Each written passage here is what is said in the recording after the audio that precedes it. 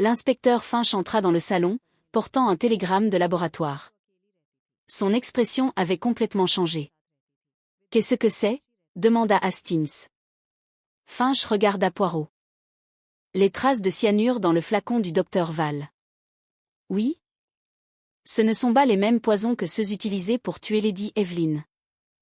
Un silence de mort s'abattit sur la pièce. Poirot ferma brièvement les yeux. Puis il sourit. Ah, murmura-t-il. Enfin, nous arrivons à la vérité qui se cache derrière la politesse. Et à ce moment précis, quelque part à l'étage, dans l'obscurité de Blackmare House, une femme se mit à hurler. Chapitre 5, la fausse solution. Le cri a déchiré Blackmare House avec une terreur si viscérale que toute conversation s'est instantanément interrompue. Pendant un instant suspendu, personne ne bougea. Puis les chaises raclèrent violemment le sol du salon. L'inspecteur Finch s'élança le premier dans le couloir, suivi de près par Hastings et le docteur Val. Poirot, lui seul, ne se pressa pas. Il se leva calmement de sa chaise, ajusta les poignets de sa veste et suivit les autres d'un pas mesuré. Le cri provenait de l'étage supérieur. Plus précisément, de l'aile ouest. Des domestiques, le visage pâle, émergèrent des couloirs latéraux tandis que la maison elle-même semblait trembler légèrement sous un autre grondement de tonnerre lointain. Clara Ashcombe se tenait à mi-chemin de l'escalier, agrippée à la rampe à s'en blanchir les jointures. « C'est Lydia » murmura-t-elle. Un second cri résonna faiblement au-dessus de vous. Ils ont trouvé Lydia Harrow dans la petite salle de musique attenante à sa chambre. Elle se tenait près du piano, tremblante de tous ses membres, une main pressée contre sa bouche. Des bougies vacillaient dangereusement dans le courant d'air, tandis que des partitions jonchaient le tapis. « Que s'est-il passé » demanda Finch. Lydia désigna d'un geste tremblant le banc du piano. Il y avait un mot. L'inspecteur Finch traversa la pièce rapidement. Sur le piano se trouvait un morceau de papier plié. Il l'ouvrit. Son expression s'est immédiatement assombrie. « Qu'est-ce que ça dit » demanda Hastings. Finch hésita. Puis lisait à voix haute. « Tu aurais dû garder le silence à propos du thé. » La pièce devint d'un silence de mort. Lydia se mit à trembler plus fort. « Je jure que je n'ai rien dit à personne. » Poirot s'approcha d'elle silencieusement. « Mademoiselle, dit-il doucement, de quoi vous souvenez-vous exactement ?» Ses yeux effrayés se tournèrent vers lui. « Plus tôt, après le meurtre, je me suis soudain souvenu avoir vu quelqu'un dans le salon avant minuit. » OMS ? Elle déglutit difficilement. « Je croyais que c'était Gérald. » En bas, quelque part au cœur du manoir, une horloge sonna minuit. L'inspecteur Finch plia le billet d'un geste brusque. « C'est réglé. » Poirot plissa légèrement les yeux. « Vraiment ?» Finch se retourna brusquement. Gérald Ashcombe a menacé publiquement la victime, a erré dans les couloirs avant minuit et tente maintenant de l'intimider. Il regarda Hastings.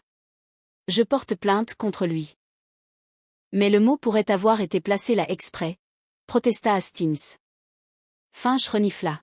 « Tout est planté selon les recommandations de votre ami belge. » Poirot esquissa un sourire. « Mon cher inspecteur, il ne faut pas confondre confiance et certitude. » Pourtant, Finch avait déjà pris sa décision. Gérald Ashcombe a accueilli l'accusation avec une incrédulité stupéfaite. Ils l'ont trouvé seul dans le fumoir, le regard fixé sur un verre de whisky intact. « Vous ne pouvez pas sérieusement croire cela » dit-il d'une voix rauque. L'inspecteur Finch resta impassible. Mademoiselle Harrow vous place près du salon peu avant le meurtre. Oui, j'ai parcouru le couloir. Et maintenant, elle reçoit des menaces. Je n'ai envoyé aucun mot. Clara se plaça au côté protecteur de son mari. C'est de la folie. Finch fit signe aux gendarmes qui attendaient à proximité. En attendant que des dispositions soient prises, M. Ashcombe reste confiné. Gérald perdit soudainement son sang-froid. Pour l'amour de Dieu, je ne l'ai pas tué. Sa voix résonna dans la pièce avec une sincérité désespérée. Même Hastings a éprouvé un doute momentané quant à la théorie de la police. Poirot, quant à lui, se contenta d'observer. Soigneusement. Silencieusement. Tandis que Gérald était emmené, le regard du détective ne se porta pas sur l'accusé, mais envers Adrian Forsyth. Le financier se tenait près de la cheminée, une main dans sa poche. Calme. Trop calme. Et lorsque Gérald passa devant lui, Hastings remarqua quelque chose d'étrange. Forsyth ne semblait pas soulagé. Il avait l'air déçu. Plus tard dans la soirée, Poirot demanda un café à la bibliothèque. La pluie continuait de murmurer faiblement contre les fenêtres tandis que le manoir retombait dans un silence pesant. Hastings arpentait impatiemment le feu. « Eh bien ? Vous n'acceptez tout de même pas entièrement l'innocence de Gérald. » Poirot versa lentement du sucre dans sa tasse. « Non. Vous pensez qu'il pourrait être coupable ? » « Je pense, » répondit Poirot, « que Gérald Ashcombe est exactement ce qu'il paraît être. Un homme désespéré. » « Oui. Cela semble suffisamment incriminant. » Poirot secoua doucement la tête. « Non, Hastings. Les hommes désespérés commettent mal des crimes désespérés. » Le détective se pencha en arrière, pensif. Admirez l'élégance de ce meurtre. L'élégance ? Le thé empoisonné. Les indices modifiés. Le rouge à lèvres sur la tasse. La menace anonyme. Poirot leva un doigt. Chaque détail oriente soigneusement les soupçons. Vers Gérald. Exactement. Hastings fronça les sourcils. Vous voulez dire que quelqu'un est en train de monter un dossier contre lui délibérément ? Poirot acquiesça. Et ce, avec intelligence. À ce moment-là, l'inspecteur Finch entra, portant plusieurs documents avec une satisfaction visible. L'écriture de la note correspond presque exactement à la correspondance de Gérald. Hastings cligna des yeux. Quoi ? Finch a remis les documents comparatifs. En effet, les similitudes paraissaient frappantes. Poirot les examina brièvement. H.M. Vous persistez dans votre objection ? Demanda Finch. Poirot rendit les papiers calmement. Mon cher inspecteur, vous est-il venu à l'esprit que l'écriture manuscrite peut être imitée ? Finch soupira lourdement. Pas encore ça. Vous avez un mobile, une opportunité, un comportement menaçant et maintenant une intimidation écrite. Trop, murmura doucement Poirot. Finch fronça les sourcils. Qu'est-ce que cela signifie ? Cela signifie, répondit Poirot, que lorsqu'une affaire se présente d'elle-même de façon commode, il faut devenir méfiant. L'inspecteur a complètement perdu patience. Vous pouvez vous adonner à la philosophie si vous le souhaitez, mais je préfère les preuves. Il fit volte-face et repartit. Hastings s'est effondré sur une chaise. Mon Dieu!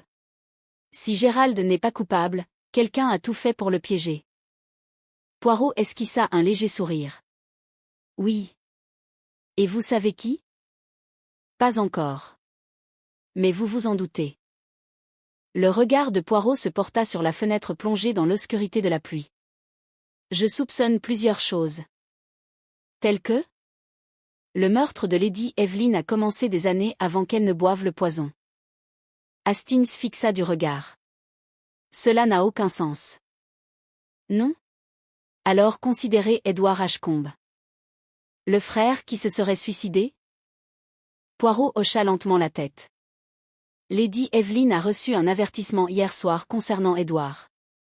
Le docteur Val est devenu visiblement troublé lorsqu'on l'a interrogé à son sujet. Clara craint la vérité. Et pourtant, personne ne parle ouvertement. La voix du détective s'adoucit. Parce que les morts ne restent pas enterrés dans des familles comme celle-ci. Soudain, un léger coup à la porte les interrompit. Mademoiselle Béatrice Lorne entra nerveusement. Monsieur Poirot, puis-je vous parler en privé ? Poirot fit un geste aimable. Certainement, mademoiselle. Elle jeta un regard anxieux vers Hastings. Cela concerne Lady Evelyn. Poirot fit signe à Hastings de rester. Mademoiselle Lorne serra les mains fermement. Je n'ai pas tout dit à l'inspecteur. L'expression de Poirot s'est légèrement durcie. Non ? La nuit précédant sa mort. Lady Evelyn s'est disputée avec le docteur Val. À propos de quoi ?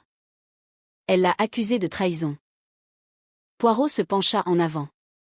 A-t-elle donné des explications? Mademoiselle Lorne déglutit. Je n'ai entendu qu'une seule phrase. Quelle phrase? Elle a dit. Miss Lorne hésita visiblement. Vous avez déjà contribué à étouffer la vérité. Je ne le permettrai plus.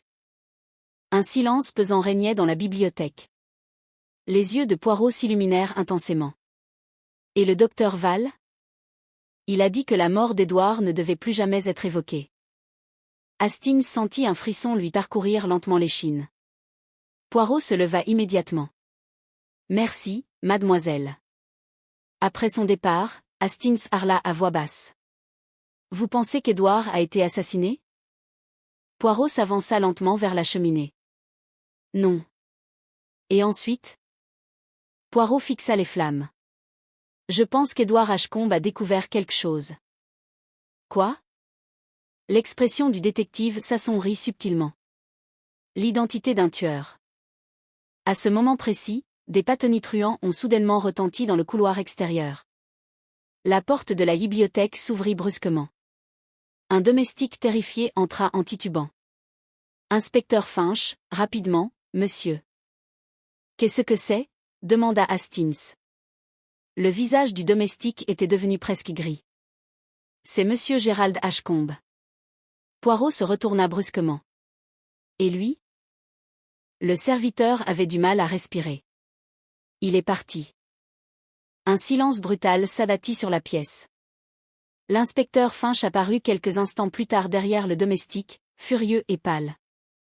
Les barreaux de la fenêtre ont été coupés, a-t-il rétorqué sèchement. Il s'est échappé il y a moins de 5 minutes. Hastings fixa du regard. Mais pourquoi un innocent prendrait-il la fuite? Les yeux de Poirot se plissèrent lentement. Peut-être, dit-il doucement, parce que quelqu'un à l'intérieur de Blackmare House avait l'intention qu'il ne survive jamais à la nuit. Chapitre 6, la vérité cachée. Pendant plusieurs secondes après l'annonce, personne ne parla. La pluie murmurait faiblement contre les fenêtres de la bibliothèque tandis qu'une terrible implication s'abattait sur eux tous. Gérald Ashcombe s'était échappé. Ou bien quelqu'un avait fait en sorte qu'il paraisse s'échapper. L'inspecteur Finch jura entre ses dents et se tourna brusquement vers le couloir. Toutes les sorties sont immédiatement bloquées, aboya-t-il. Fouillez tout le domaine. Les écuries, la maison au bord du lac, les jardins, absolument tout. Les agents de police s'éloignèrent précipitamment. Hastings s'est rapidement élevé. Je vais vous aider. Non, répondit Poirot d'une voix calme. La fermeté de sa voix l'arrêta net. Poirot restait immobile près du feu, les doigts joints sous le menton. Son regard avait pris cette expression distante et introspective que Hastings connaissait bien et ce regard qui signalait que l'esprit du détective s'efforçait de mettre de l'ordre dans le chaos. Vous savez déjà quelque chose, a déclaré Hastings. Poirot hocha légèrement la tête. Oui. Quoi? La mauvaise question nous a guidés depuis le début. L'inspecteur Finch se retourna avec irritation sur le seuil de la porte. Et qu'est-ce que cela signifie exactement? Le regard de Poirot se leva lentement. Nous demandons qui a tué Lady Evelyn Ashcombe. Il marqua une pause. Mais le véritable mystère est le suivant, pourquoi se croyait-elle intouchable? Finch fixa le vide avec impatience. C'est encore de la philosophie. Non, répondit Poirot d'une voix douce. La psychologie. Sans un mot de plus, le détective attrapa son manteau. Hastings. Venez. L'orage s'était finalement dissipé en brume lorsqu'ils traversèrent le domaine obscurci de Blackmare House. La faible lueur des lanternes balayait les jardins où les agents de police fouillaient les haies et les allées. La boue s'accrochait à leurs chaussures tandis qu'un vent froid soufflait sur le domaine depuis les landes lointaines. Où allons-nous? Demanda Hastings. À la maison au bord du lac. Pourquoi là? Poirot marchait d'un pas assuré. Parce que Gérald Ashcombe n'a pas fui au hasard. La maison du lac se trouvait à près d'1 kilomètre du manoir lui-même, une étroite bâtisse en pierre bordant les eaux noires du lac Blackmare. Jadis utilisée pour les fêtes estivales, elle était tombée en désuétude ces dernières années. Une fenêtre à l'étage brillait faiblement.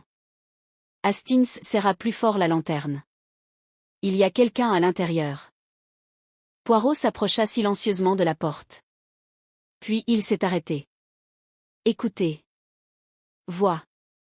Faible. Urgent. Un homme et une femme.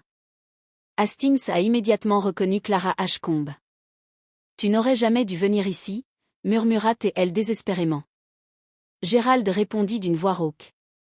Je n'avais nulle part où aller. Poirot ouvrit doucement la porte et entra. Clara laissa échapper un petit soupir. Gérald se leva brusquement de sa chaise près de la cheminée froide. Toi, s'exclama T.il. Poirot retira calmement ses gants. Asseyez-vous, monsieur. Si j'avais souhaité que l'inspecteur Finch vous trouve, il serait déjà là. Gérald hésita. Puis il s'assit lentement une fois de plus. La petite pièce empestait le bois humide et la vieille fumée. Clara, le visage pâle, se tenait près de la fenêtre tandis que Gérald paraissait complètement épuisé, les cheveux en désordre et les yeux cernés par la peur. Poirot les observa en silence pendant plusieurs instants. Puis il parla à voix basse.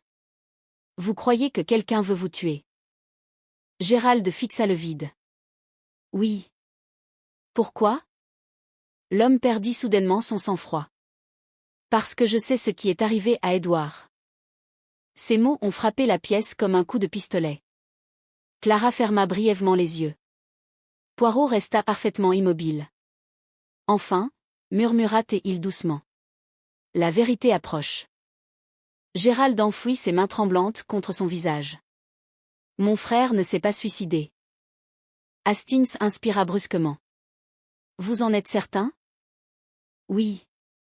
Le silence retomba dans la pièce, hormis le doux clapotis lointain de la pluie sur le lac à l'extérieur. Poirot s'approcha. Dis-moi tout. Gérald déglutit difficilement. Il y a 5 ans, Édouard a découvert que Lady Evelyn volait depuis des années dans les comptes du domaine d'Ashcombe. Hastings cligna des yeux. Vol? Elle contrôlait tout après la mort de mon père. Les investissements, les propriétés, les fiducies. Gérald laissa échapper un rire amer. Nous la croyions tous brillante. Et elle ne l'était pas? Demanda Poirot doucement. Gérald leva lentement les yeux. Elle était désespérée. Clara parla doucement depuis la fenêtre.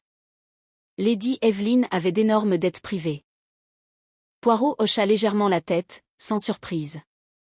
Paiement de chantage. Gérald fixa le vide. Tu savais? Le carnet dans son bureau. Gérald se laissa retomber dans son fauteuil. Elle empruntait sans cesse pour sauver les apparences. Édouard a découvert des documents falsifiés. Sa voix baissa. Puis, soudain, il est mort. Hastings fronça les sourcils. Mais qui l'a tué? Un silence terrible s'ensuivit. Gérald regarda Clara. Clara détourna le regard. Le regard de Poirot s'aiguisa instantanément. Ah! Gérald se leva brusquement. C'était un accident. Hastings resta figé, sous le choc. Tu as tué ton frère? Non. Clara prit soudainement la parole. Édouard a confronté Lady Evelyn dans cette même maison. Sa voix tremblait légèrement. Ils se sont disputés. Gérald a tenté de s'interposer. Édouard est tombé dans l'escalier. Hastings resta immobile. Mon Dieu! Gérald avait l'air anéanti. Il s'est cogné la tête. Le docteur Val est arrivé ensuite. Poirot hocha lentement la tête. Et a contribué à dissimuler la vérité. Clara murmura. Lady Evelyn a insisté sur le fait que le scandale détruirait la famille. Gérald rit amèrement à nouveau. Elle protégeait le nom d'Ashcombe avec plus de ferveur que la vie humaine. Hastings se sentait mal. La mort d'Édouard a donc été maquillée en suicide. Oui. Poirot s'approcha lentement de la fenêtre striée de pluie. Le docteur a falsifié le rapport médical. Lady Evelyn contrôlait les domestiques. Et ensuite? Son regard se posa pensivement sur Gérald. Elle exerçait un pouvoir absolu sur vous. Gérald baissa la tête. Elle me le rappelait constamment. Contrôle financier. Culpabilité émotionnelle. Humiliation. Oui. Poirot se retourna brusquement. Mais rien de tout cela n'explique son meurtre. Gérald semblait véritablement horrifié. Je jure devant Dieu, je ne l'ai pas empoisonné. Poirot l'observait attentivement. Puis il hocha la tête une fois. Je te crois. Hastings cligna des yeux. Tu fais? Oui. Alors qui? Un bruit les interrompit. Des bruits de pas à l'extérieur. Tous les quatre se sont figés instantanément. Quelqu'un traversa lentement le chemin de gravier qui longeait la maison au bord du lac. Poirot éteignit aussitôt la lanterne. Les ténèbres engloutirent la pièce. Clara laissa échapper un petit soupir. Les pas s'arrêtèrent juste devant la porte. Puis le silence. Lourd. Respirez le silence. Hastings sentit son pouls battre violemment. Une ombre se déplaça sous l'entrebâillement de la porte. Il y avait quelqu'un là. En attendant. La voix de Poirot émergea doucement des ténèbres. Vous voyez, Hastings? Notre meurtrier s'impatiente. Soudain, la poignée de la porte tourna violemment. Clara a hurlé. Gérald se jeta instinctivement en avant. La porte s'ouvrit brusquement. L'inspecteur Finch fit irruption à l'intérieur, suivi de 2 agents. Tout le monde s'est figé. Pendant plusieurs secondes stupéfaites, personne ne parla. Puis Finch lança un regard furieux à Poirot. C'est donc ça votre idée de la coopération? Poirot ralluma calmement la lanterne. Un timing parfait, inspecteur. Finch désigna immédiatement Gérald du doigt. Monsieur Ashcombe, vous êtes en état d'arrestation pour le meurtre de Lady Evelyn Ashcombe.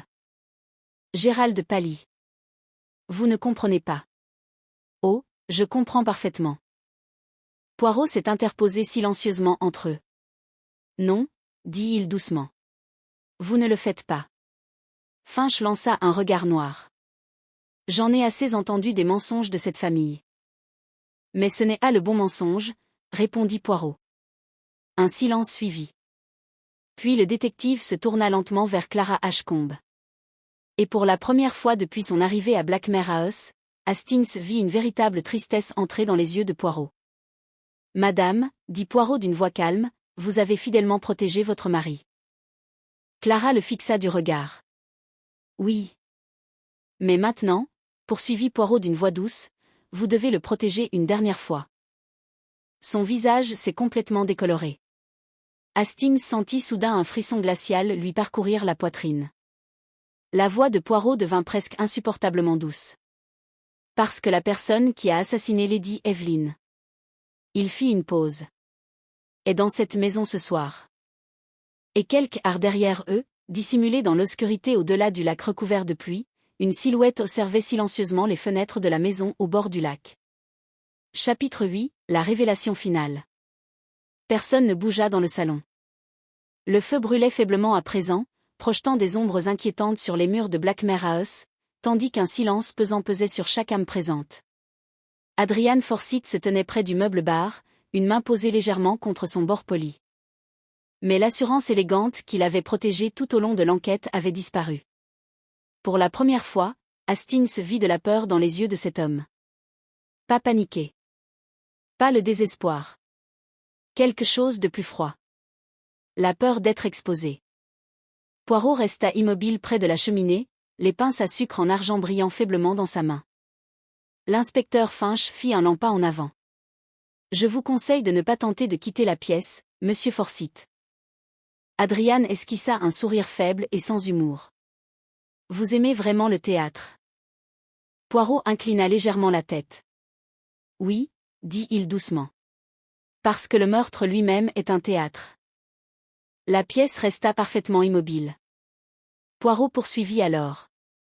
Vous avez tué Lady Evelyn Ashcombe pour de l'argent, certes. Mais l'argent seul suffit rarement à justifier un meurtre. Son regard s'aiguisa. Non, monsieur. Vous l'avez tuée parce qu'elle était devenue dangereuse. Adrian n'a rien dit. Elle comptait révéler publiquement votre chantage. Le testament falsifié n'était que le début. La voix de Poirot baissa. Elle prévoyait de tout avouer concernant les comptes de la succession. Gérald resta figé, sous le choc. Elle allait avouer le vol? Oui. Poirot se tourna doucement vers lui. Lady Evelyn avait enfin compris que son pouvoir touchait à sa fin. Les mensonges entourant la mort d'Édouard avaient empoisonné la famille pendant des années. Il marqua une pause. Et elle craignait que vous ne finissiez à vous détruire sous le poids de la culpabilité. Clara enfouit son visage dans ses mains tremblantes. Poirot se retourna vers Adrian. Tu as compris que les aveux te ruineraient complètement. La solution est donc devenue évidente. Le détective s'approcha lentement du plateau de thé. Lady Evelyn buvait du thé tous les soirs à la même heure précise. Ses habitudes ne variaient jamais. De telles personnes sont faciles à assassiner. Hastings ressentit un frisson malgré la chaleur du feu. Poirot souleva délicatement la deuxième tasse intacte. Vous avez préparé 2 coupes peu avant minuit. L'une inoffensive. L'autre empoisonnée au cyanure. L'inspecteur Finch hocha la tête d'un air sombre. La deuxième tasse existait au cas où quelqu'un interromprait. Exactement, répondit Poirot. Une précaution. Les criminels intelligents prévoient toujours des solutions de rechange. La mâchoire d'Adrian se crispa. Poirot poursuivit calmement. Vous êtes entré dans le salon en privé parce que Lady Evelyn vous faisait confiance. Vous avez discuté du testament modifié. Peut-être y a-t-il eu une dispute. Un léger tressaillement musculaire parcourut le visage d'Adrian. Puis elle a bu. La pièce sembla s'assombrir autour d'eux. La voix de Poirot s'adoucit presque jusqu'à devenir un murmure. Le cyanure agit rapidement. Terriblement rapidement. Elle a à peine compris qu'elle avait été empoisonnée avant que la mort ne la saisisse. Mademoiselle Lorne laissa échapper un sanglot étouffé. Poirot posa délicatement la tasse de thé. Mais ensuite vint la véritable performance. Ses yeux brillaient maintenant d'un éclat intense. Le rouge à lèvres sur la porcelaine brisée. Le mot menaçant à Miss Harrow. L'écriture imitée. Les apparitions délibérées de Gérald errant dans les couloirs. Poirot secoua légèrement la tête. Un chef-d'œuvre de désinformation. Adrian rit doucement. Vous me faites presque passer pour quelqu'un d'admirable. L'expression de Poirot se figea. Non, monsieur. Seulement de la vanité. Cela a été plus dur à encaisser qu'une accusation. Le sourire d'Adrian disparut complètement. Poirot s'approcha. Tu te croyais la personne la plus intelligente de Blackmare House. Assez intelligente pour manipuler le chagrin. Assez intelligente pour exploiter la culpabilité. Sa voix se fit soudain plus tranchante. Mais tu as oublié une vérité essentielle. Et qu'est-ce que c'est? Les yeux de Poirot brillèrent. Les êtres humains sont désordonnés. Silence. Les faux indices étaient trop parfaits. Trop arrangés. Les émotions authentiques engendrent le désordre. La panique. Les erreurs. Poirot souleva légèrement les pinces à sucre. Seul un crime artificiel laisse une trace symétrique. L'inspecteur Finch se rapprocha. Alors, le mobile lié à la mort d'Édouard. C'était un camouflage efficace, dit Poirot d'une voix calme. Adrian Forsyth a immédiatement compris que la vieille culpabilité empoisonnait déjà cette maison. Il n'a fait que diriger les soupçons vers elle. Gérald avait l'air physiquement malade. Tout ce temps. Oui. L'expression de Poirot s'adoucit légèrement. Vous vous sentiez responsable de la mort de votre frère. Le docteur Val se sentait moralement corrompu. Lady Evelyn vous manipulait tous par la honte. Il marqua une pause. Monsieur Forsyth n'a fait que se nourrir de la misère déjà présente. Le feu crépitait doucement. Puis soudain, Adrian prit la parole. Tranquillement. Presque comme dans une conversation. Elle aurait ruiné tout le monde. Personne n'a répondu. Le regard d'Adrian se porta sur la chaise vide près de la cheminée. Vous parlez de Lady Evelyn comme si elle n'avait qu'un seul défaut. Sa voix se durcit. Elle dévorait les gens. Mademoiselle Lorne tressaillit. Elle aimait le pouvoir. La peur. La dépendance. Adrian laissa échapper un rire amer. Sais-tu ce qu'elle m'a dit un jour? Que chaque personne a un prix. Poirot le regarda fixement. Et vous lui avez donné raison. Une lueur dangereuse traversa le visage d'Adrian. Elle a détruit Édouard. Non, répondit Poirot d'une voix douce. Édouard est mort parce que des gens effrayés ont préféré le silence à la vérité. Adrian a alors perdu son sang-froid. Enfin. Elle les a tous anéantis, lança-t-il soudainement. Gérald était faible. Clara vivait dans la terreur. Val a enterré des mensonges pour elle. Ils étaient prisonniers bien avant mon arrivée. Clara se mit à pleurer en silence. Le regard de Poirot resta calme. Et pourtant, aucun d'eux ne l'a assassiné. Les mots ont frappé comme une lame. La respiration d'Adrian devint superficielle. Pendant plusieurs instants, personne ne bougea. L'inspecteur Finch s'avança alors d'un pas ferme. Adrian Forsyth, je vous place en état d'arrestation pour le meurtre de Lady Evelyn Ashcombe. Le financier ferma brièvement les yeux. Lorsqu'il les rouvrit, toute arrogance avait disparu. Il ne restait plus que l'épuisement. Je suppose, murmura-t-il faiblement, que ça se termine ici. Poirot répondit calmement. Non, monsieur. Cela a pris fin au moment où vous vous êtes cru plus sage que la nature humaine.